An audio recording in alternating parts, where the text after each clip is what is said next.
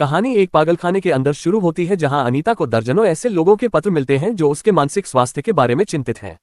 उसके दोपहर के भोजन के समय एक मानसिक स्वास्थ्य चिकित्सक उसके पास आता है और उससे अपनी आहार योजना में सुधार करने के लिए कहता है, लेकिन नीडी ने उसकी कार्रवाई के लिए डॉक्टर पर क्रूरता से हमला किया। उसे एक अंधेरी कोठरी में कैद कर दिया गया जहां वह अपनी कहानी बताना शुरू करती है। अब कहानी फ्लैशबैक में नीडी के जीवन की ओर ले जाती है। डेविल्स किटल नाम का शहर जिसे एक झरने के नाम पर रखा गया था। तकनीकी रूप से पानी इस सर्पिल छेद में जाता है लेकिन बाहर नहीं आता है। शोधकर्ताओं ने वहां कई चीजें फेंकी हैं लेकिन वास्तव में कुछ भी वापस नहीं आया। नीडी को जेनिफर नामक एक सबसे अच्छा दोस्त मिला जो चीयरलीडर है। सामान्य न होने के बावजूद नीडी और जेनिफर बचपन से दोस्त रहे हैं। बचपन से ही वो जेनिफर के बिल्कुल विपरीत थी। जेनिफर एक क्लासिक टीन क्वीन है जो स्कूल में राज करती है। उसकी कक्षा के हर लड़के का एक दिन वो क्रश होती है। जेनिफर नीडी को इंडी रॉक बैंड लो शोल्डर के एक संगीत कार्यक्रम में आने के लिए कहती है। नीडी कहती है कि उसका पहले से ही अपने प्रेमी चिप के साथ बार में जाने की योजना है, लेकिन जेनिफर ने उसे अपना मन बदलने के लिए राजी कर लिया। नीडी ने उस रात बाद में जाने का फैसला किया और चिप उसके कमरे में था जब वह कॉन्सर्ट के लिए तैयार हो रही थी। जब चिप को पता लगा कि उसने अपनी योजनाओं को रद्द कर दिया है तो वह दुखी हो गया। उसने उससे बताया कि वह हमेशा जेनिफर के कहने पे ही प्लान चेंज कर देती है। नीडी चिप से डिसएग्री होती है। उसने कहा कि वह पूरी तरह से ऐसा नहीं करती है, यह सिर्फ वह है जो हम दोनों को पसंद है, और उससे बताती है कि उनके बीच बहुत कुछ कॉमन है और यही कारण है कि वे सबसे अच्छे दोस्त हैं। जेनिफर नीडी साथ बार में आती है और वह अन्य छात्र भी थे। जब बैंड मंच पर आया तो जेनिफर बैंड के सदस्यों से मिलना चाहती थी लेकिन नीडी को अनकंफर्टेबल लगता है। लेकिन जेनिफर मंच पर गई और खुद को और नीडी को मुख्य गायक निक से मिलवाया। जेनिफर निक को एक ड्रिंक खरीदने की पेशकश करती है। जेनिफर ऑर्डर देने के लिए जाती है तब नीडी निक को अपने बेसिस्ट से बात करते हुए सुन लेती है कि जेनिफर वह है जिसकी उन्हें जरूरत है क्योंकि वह स्पष्ट रूप से एक कुंवारी है। तो नीडी अपने सबसे अच्छे दोस्त का बचाव करने के लिए उन्हें रोकती है। नीडी ये सब बातचीत बताने के लिए जेनिफर के पास वापस जाती है लेकिन जेनिफर सुनना नहीं चाहती थी और उसे नजरअंदाज कर देती है। फिर बैंड बजने लगा। कुछ मिनटों के बाद नीडी ने देखा कि बार में तेजी से आग फैल रही है। लोग चिल्ला रहे थे और भाग रहे थे। जेनिफर सामने खड़ी थी। आग के बदतर होने से पहले मंच से नीडी ने जेनिफर को नीचे खींच लिया। जेनिफर सामान्य नहीं दिख रही थी। वह इस घटना के कारण हैरान दिख रही थी जबकि नीडी उसे शांत करने की कोशिश कर रही थी। निक उनके पास गया और उससे बताया कि वह और उसके दोस्त जेनिफर को सुरक्षित स्थान पर ले जा सकते हैं।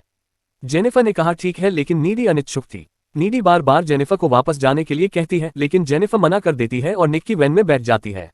नीडी उसे वैन में जाते हुए देखती है और उससे पता होता है कि कुछ गलत होने वाला है। नीडी अपने घर जाती है और फोन करती है अपने प्रेमी चिप को और उससे बताती है कि जेनिफर बैंड के साथ चली गई है और बार जल गया है। अचानक उसके घर की घंटी बजी। वह यह देखने के लिए बाहर जाती है कि कौन है, लेकिन दरवाजे पर कोई दिखाई नहीं देता, इसलिए वह फोन रख देती है और घर में वापस लौट जाती। लेकिन अंदर आते ही उससे किचन से कुछ आवाजें सुनाई देती हैं और जब वह डरकर किचन में गई तो उसने देखा कि जेनिफर खून से लथपथ है और उससे पूछती है कि क्या हुआ, लेकिन उसने कुछ जवाब नहीं दिया और फ्रिज से खाना खाने के लिए आगे बढ़ती है। लेकिन वो खाना को पचा नहीं पाती और वह काले तरल पदार्थ की उल्टी कर देती है और एक भयानक तरीके से चिल्लाती है और फिर जल्दी में निकल जाती है। अगली सुबह नीडी उसे कॉल करती है।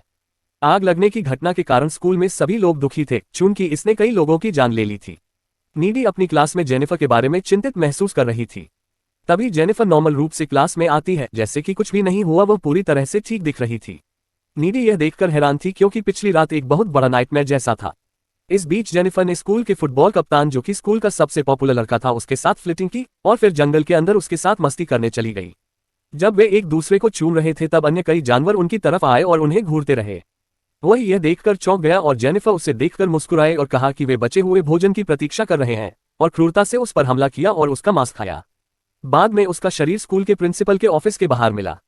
रात को नीडी ने जेनिफर को कॉल किया। नीडी अपने शहर में कई मौतों की घटना के कारण बहुत चिंतित थे लेकिन जेनिफर ने उन्हें शांत रहने को कहा और इसके एक महीने बाद जेनिफर थकी हुई और पीली दिखने लगी। एक दिन जेनिफर ने कॉलिन नाम के एक लड़के को आमंत्रित किया। उनके स्कूल से लेकर उसके घर तक वह उत्साहित था क्योंकि वह स्कूल में लोकप्रिय लड़की थी।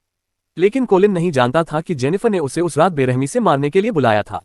जब नीडी और उसका बॉयफ्रेंड चिप सेक्स में लगे तो नीडी को एहसास हुआ कि जब वे बच्चे थे तब खेलते समय जेनिफर के हाथ में कील फंस गई थी और नीडी ने खून चूसकर उसके हाथ से ब्लड रोका था। नीडी को फिर एहसास हुआ कि जेनिफर क्या है और क्या कर रही थी। वह घर भागती है और जेनिफर को अपने बेडरूम में पाती है और फिर दोनों एक दूसरे से प्यार करते हैं। तब जेनिफर बताती है कि वैन में जाने के बाद उसके साथ क्या हुआ। जेनिफर डर गई थी, उससे लग रहा था कि वे उसका बलात्कार करेंगे। उसने निक और उसके साथियों को बताया कि वह एक वजिन है और उसे छोड़ने के लिए रिक्वेस्ट किया। तभी वैन अचानक रुक गई। उन्होंने उसे जबरदस्ती पकड़ लिया और उसे वैन से बाहर खींच लिया। वह झरने के पास ले गए और उन्होंने उसे एक रस्सी से बांध दिया। वह रो रही थी। निक और उसके दोस्तों ने फेम और फॉर्च्यून के लिए उसे एक वजन सैक्रिफाइस के रूप में शैतान को पेश किया। हालांकि बलिदान और लालच उनके लिए एक सफलता थी, लेकिन जेनिफर वजिन नहीं थी। जब निक ने उसे मार दिए तब एक डेमोनिक स्पिरिट जेनिफर की बॉडी में आ गई। नीडी यह सुनकर अगले दिन पुस्तकालय में गई और उस स्थिति के बारे में शोध करने की कोशिश की, जिससे पता चला कि जेनिफर भूख लगने पर कमजोर हो जाएगी और उससे अपने जीवन और उपस्थिति को बनाए रखने के लिए मांस खाना पड़ेगा। उसको मारने के लिए उसके दिल में चाकू मारने पड़ेगा। नीडी चिप को यह सब बताती है, लेकिन उसे एक शब्द पर विश्वास नहीं हुआ। वह उसे डांस पार्टी में शामिल न होने की चेतावनी भी देती है जिसे स्कूल ने तैयार किया था, और बाद में उसकी रक्षा के लिए उसके साथ अपना रिश्ता भी तोड़ देती है। पार्टी का दिन आता है। हर कोई नाच रहा था और मजे कर रहा था। नीडी जेनिफर को देखने के लिए इंतजार कर रही थी। दूसरी तरफ जेनिफर चिप को मारने की योजना बना रही थी। नीडी को इस बारे में एक अजीब सा एहसास हुआ तो वह उसके घर गई। उसकी मां ने दरवाजा खोला और उसे बताया कि चिप डांस पार्टी के लिए पहले ही निकल चुका है। अब उसे पता था कि चीजें गलत थी। पार्टी में जाते समय जेनिफर द्वारा चिप को रोक लिया गया था। वह उससे बहकाती है और उससे एक परित्यक्त पूल हाउस में ले जाती है। जब नीडी वहां पूछती है और देखती है कि जेनिफर चिप पे हमला कर रही है, तभी नीडी जेनिफर को रोकने के लिए उस पर हमला करती है, चिप को बचने के लिए, और चिप को बाहर निकालने में मदद करती है। जेनिफर नीडी पर हमला करती है, लेकिन बाद में एक पूल स्किमर से चिप जेनिफर पर हमला करता है। जेनिफर स्किमर को अपने शरीर से बाहर खींचती है और भाग जाती है, जबकि चिप नीडी की बाहों में मर जाता है। नीडी खिड़की के माध्यम से जेनिफर के घर में प्रवेश करती है और जेनिफर पर हमला करती है और दोनों के बीच एक बड़ी झड़प होती है। तभी जेनिफर नीडी की गर्दन पर काटती है और फिर नीडी जेनिफर के बीएफएफ हार को उसके गले से निकाल देती है, जो उन दोनों के दोस्ती की निशानी थी, और उसे दिल में छुरा घोंप देती है और इस घटना के तुरंत बाद उसे मार डालती है। नीडी को बाद में गिरफ्तार किया जाता है और मानसिक एसाइलम में भर्ती कराया जाता है।